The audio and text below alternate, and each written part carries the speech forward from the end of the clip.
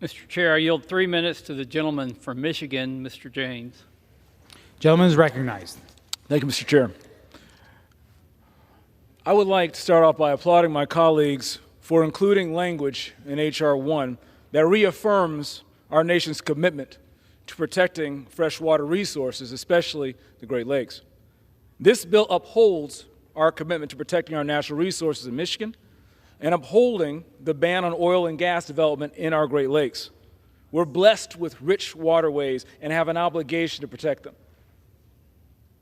We talk a lot about becoming energy independent, but what's this mean for our country and for the American people?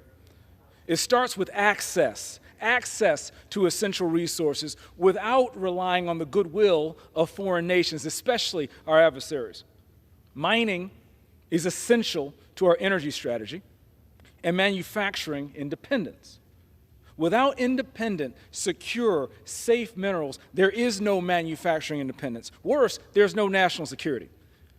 I put forward the National Strategy to Reshore Mineral Supply Chains Amendment because I believe it's one of those common sense issues that both sides can agree on. Democrats have advocated for an electric future that hinges on sustainably sourced mining, and Republicans have made it clear that establishing energy and manufacturing independence to grow our economy and lower prices is a top priority.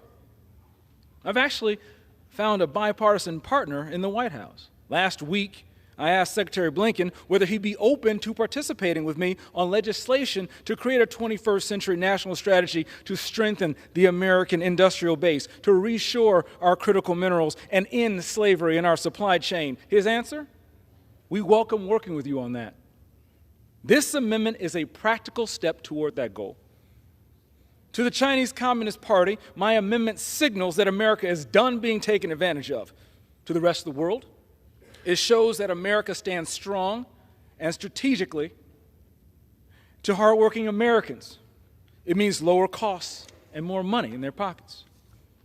I represent the #1 manufacturing district in the country. But our Great Lakes are table stakes for anyone who seeks to represent them. We must have balance in how we approach this, and I believe H.R. 1 strikes that balance. America has leaned on the 10th Congressional District in a world war and a global pandemic, and we expect to be called upon again. We'll stand ready to help, but we must be prepared. That starts with a national strategy to reshore mineral supply chains. It is critically important. With that, Mr. Chair, I yield.